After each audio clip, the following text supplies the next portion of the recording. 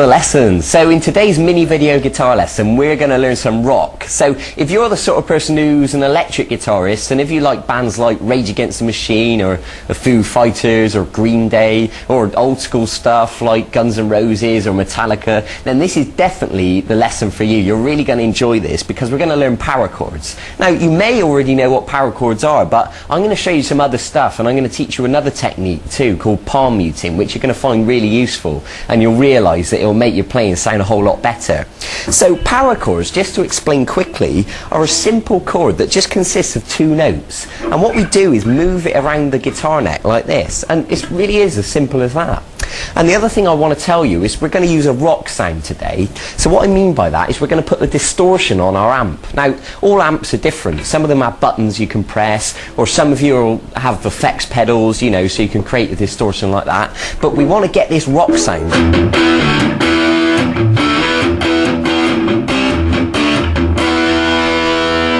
Now that was a little example of power chords, and you can see that I was just moving this shape around.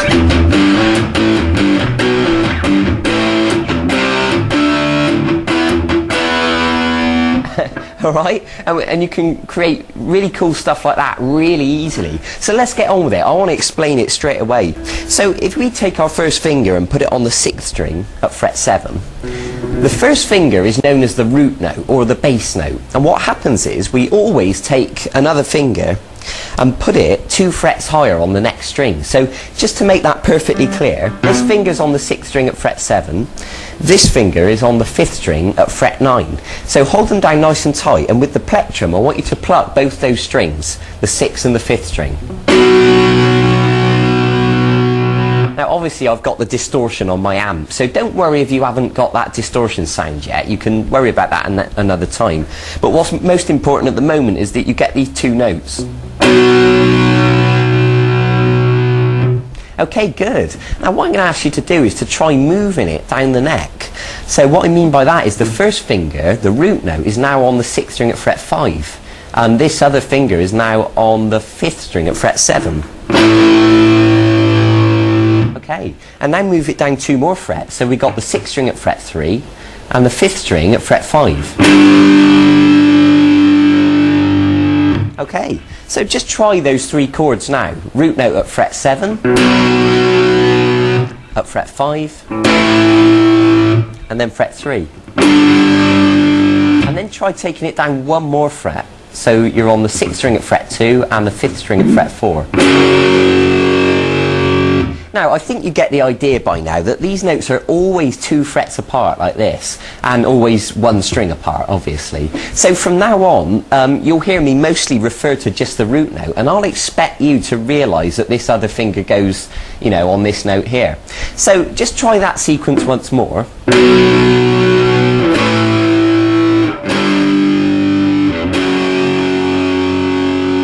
Okay, good. Now another thing you can try is to pluck 4 times on each chord, and you'll hear that that'll make it sound a bit more interesting.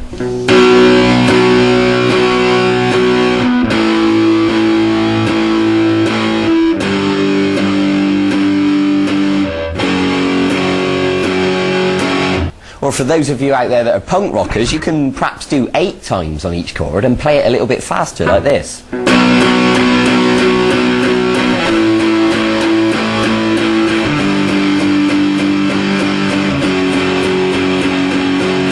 Okay, I think you get the idea.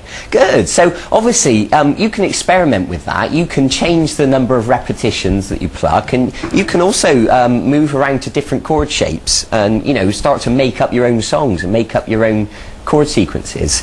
Now, this other technique that I want to teach you about today is known as palm muting, and we're going to look at our right hand, and it's a little bit similar to the chop. If you think back earlier in the E course where I taught you to strum down, up, chop, up, it's a very similar principle, and what I'm going to ask you to do is to use the palm of your hand to gently touch the strings just a little bit, and what you can do is pluck the power chord,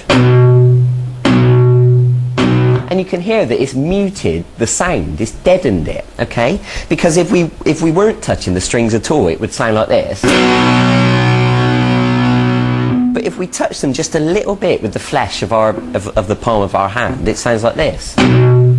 Now the trick is to have your palm just right next to the bridge, only touching the strings a tiny little bit. Because what happens if you move your hand too far along, it will just kill the notes completely and you won't hear anything. So what you want to do is experiment. Move your hand too far along and then move it too far back, and then just find a happy medium where it sounds like this. Okay, good. So I want you to apply that palm muting technique now to the little power chord sequence that we just learned. So plucking 4 times on each one, it should sound like this.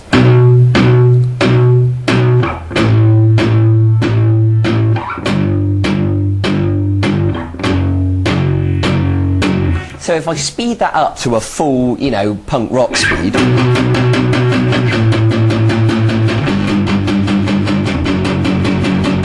and you can start to get the idea now, because I was strumming 8 times on each one then. So I leave that up to you to have a bit of an experiment with that and see what it sounds like. And also, like I said just now, do have a go at writing your own songs. I think you're at a stage now where you can start to create your own stuff. So the good thing about power chords is you can move them all over the place, but you can also change strings. So instead of using the 6th string and the 5th string, you can use the 5th string and the 4th string, and it'll still work. Obviously you've got to pluck the corresponding strings with your plectrum now. You know, pluck the 5th and 4th string.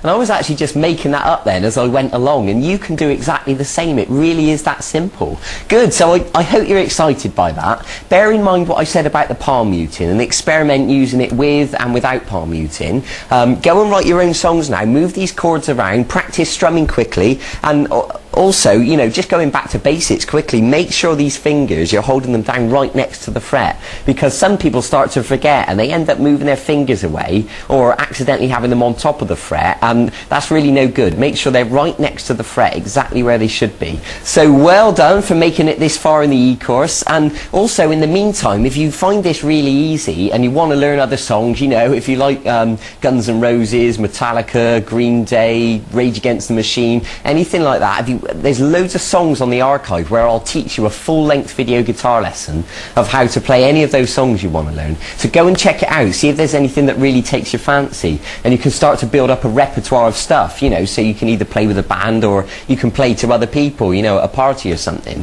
So go and get on with it, go and get practicing, take your time, be patient, do it thoroughly, it'll all be worth it in the end, I promise you that. Okay, I'll see you in a few days for the next segment in this course. Bye bye.